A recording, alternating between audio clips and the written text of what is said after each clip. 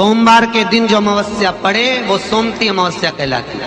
क्या करना पड़ता है उस दिन? कितना भी दुख विपदा कष्ट सम्मुख में खड़ा हुआ हो, कितना भी दुख, पूंजी धन की अगर आपको कमी पड़ रही है और ऐसा लग रहा है कि मेरे पास में कुछ भी नहीं, हम तो यहां तक कहेंगे कोई मकान बना रहे हो, बेटी का विवाह कर रहे हो, बेटे का विवाह कर रहे हो, कोई अच्छा कार्य कर रहे हो, धन संपदा की भी कमती दिखे तो उस समय पर कांता भगवान का स्मरण कर, कांता चक्र का स्मरण कर, शिव और नारायण का नाम लेकर एक बेलपत्र, एक शमी पत्र, एक श्वेत पुष्प, एक लाल पुष्प दोनों हाथ में लेकर भगवान शंकर के अशोक सुंदरी के स्थान पर अगर समर्पित करा जाए तो संपदा की भी कमी नहीं आती। वो कांता चक्र है जो नारायण।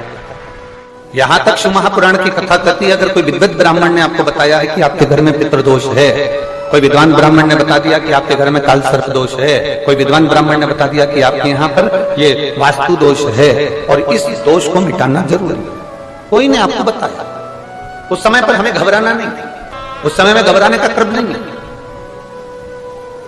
कहते हैं पीपल का जो जल झड़ता है पीपल के वृक्ष से, आप लोगों ने कभी देखा है कि नहीं देखा, वो हमको नहीं मालूम। कितना भी अगर कोई वास्तु दोष बता दिया, पितृदोष बता दिया, काल सर्प दोष बता दिया, कितना भी अगर कोई दोष बता दे, तो पीपल का जो जल वृक्ष में से झड़ता है, कभी कभी आप उसके नीचे हाथ रखकर देखना, थाली रखकर देखना, उसमें पत्थर पर देखना, तो वहां पर भी पानी के निशान आपको मिलेंगे, बूंद के निशान मिलेंगे। मात्र उस पीपल के वृक्ष के जल की एक बिंदी, एकमात्र बिंदी, शंकर भगवान का जो शिवलिंग है, जलाधारी है, चरण है, गणेश कार्तिक का स्थान है, अशोक सुंदरी का स्थान है, और प्रत्येक जलाधारी में से पानी बीच में से आकर नीचे की ओर गिरता, नीचे की ओर गिरता। आप लोगों के स्मरण में हमने पहले भी बताया कि राइट में किसका स्थान है? गणेश जी का, लेफ्ट में कार्तिक के, बीच में अशोक सुंदरी। ये क्या है? पार्वती जी का हस्त कमल शिवलिंग, और ऊपर से जो जल एक एक बूंद शंकर जी के शिवलिंग पर गिर रहा है, वो शंकर जी की 5 लड़कियां जया, विषहरा, शामलीवारी, दौतली और देव, शंकर जी की 5 लड़कियों एक एक बूंद पानी शिव जी पर गिरा।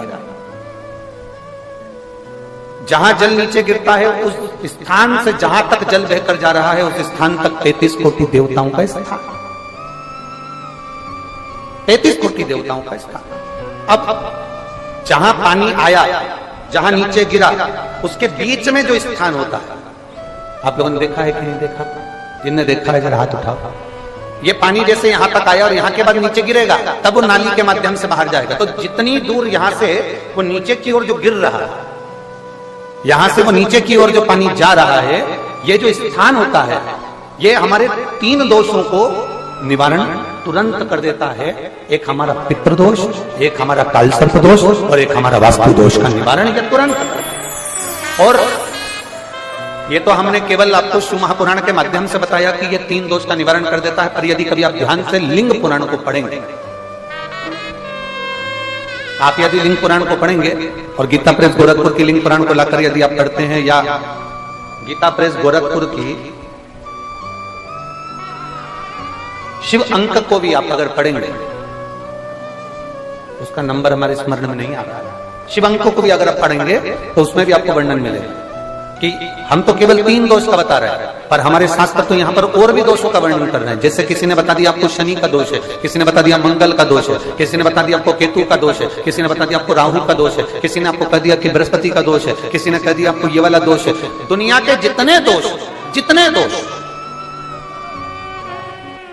पीपल के वृक्ष के झड़ता हुआ जल की एक बूंद का स्पर्श, भले वो सूख गई हो, उसका एक स्पर्श मात्र जहां पानी नीचे की ओर गिर रहा है, उतनी परिधि, उतनी जगह के बीच में जहां से पानी गिरता है, बस उस स्थान पर अगर वो उंगली अपना नाम और गोत्र का स्मरण कर कर भी लगा दी जाए और एक लोटा जल चढ़ा दिया जाए, तो ये जितने दुनिया के दोष हैं वो अपने आप समाप्त हो ही जाते हैं। शंकर की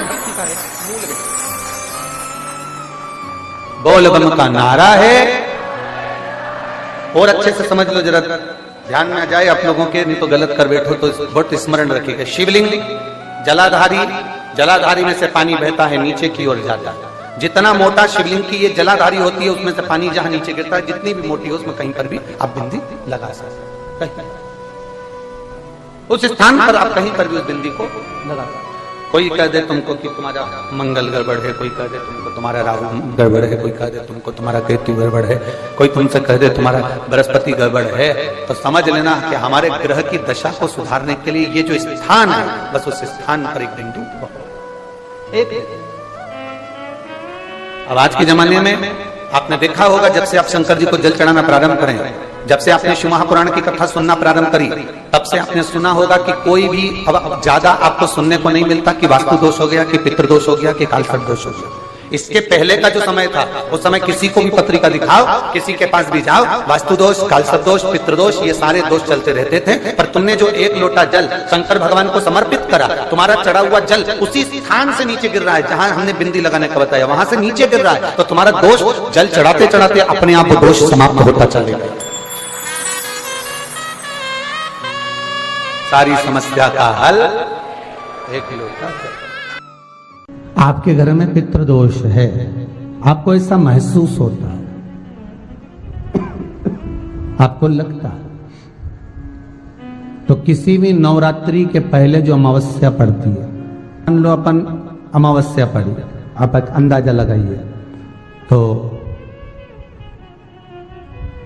जिस दिन अमावस्या रहे उस दिन चावल की कटोरी में एक कपूर का टुकड़ा रख दीजिए महाराज, छोटा सा, और कपूर का टुकड़ा रखकर उस कपूर को दरवाजे के बाहर कटोरी में ही, चावल रखी हुई कटोरी में ही उसको पितरों का स्मरण कर कर जला दीजिए।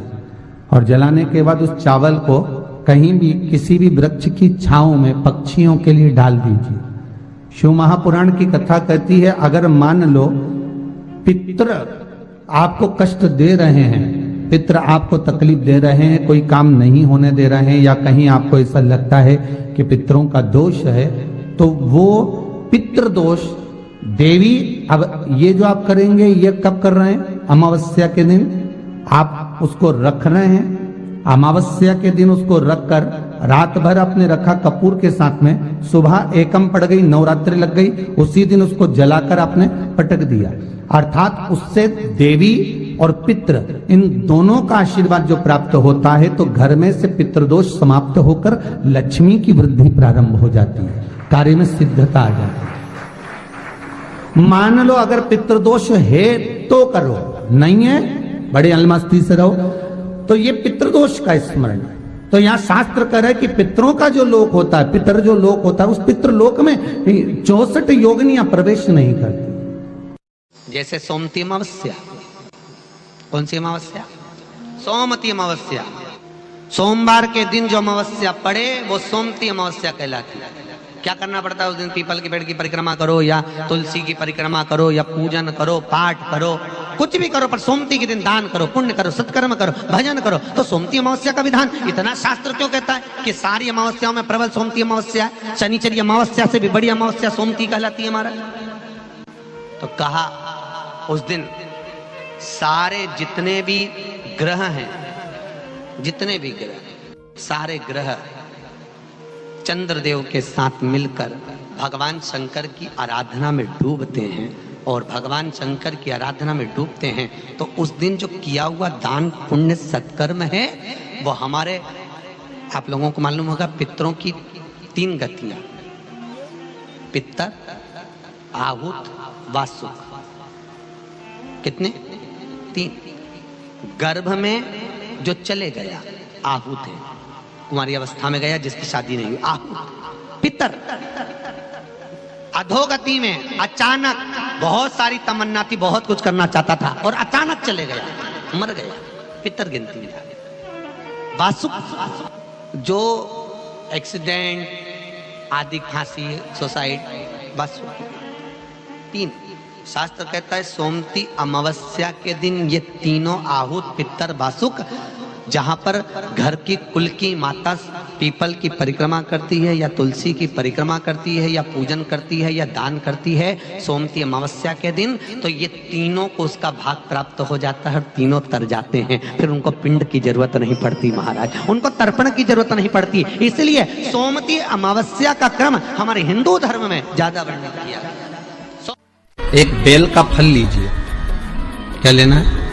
बेल का फल, बेलपत्री का जो फल होता है उसको ले लो, उसके अंदर का जो गुर्दा होता है, अंदर का जो भाग होता है, उसको निकाल लीजिए और उस बेल के फल में आटा सेक कर उसमें शक्कर मिलाकर उसको के अंदर भर लीजिए। अमावस्या के दिन सुबह 10 बजे से पहले उस बेल फल में जिसमें तुमने पंजेरी भरी है, आटा सेक कर भरा है शक्कर के साथ में, उसको अपने घर में घुमाने के बाद में जिसको कालसर्प दोष बताया है, पितृदोष बताया है या वास्तु दोष का स्मरण बताया है।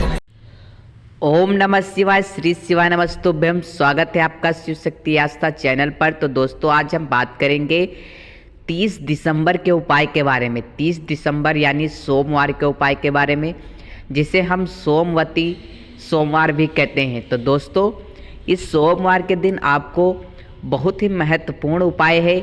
यह इस साल का अंतिम सोमवार है। तो दोस्तों इस उपाय को करना भूलिएगा मत। दोस्तों इस उपाय को करके आप अपने जीवन में अपार सफलता प्राप्त करेंगे और नए साल में प्रवेश करेंगे। क्योंकि नए साल में अगर प्रवेश करना है तो इस उपाय को करिएगा, क्योंकि नए साल में मंगल ही मंगल होगा। बोलिए हर हर महादेव।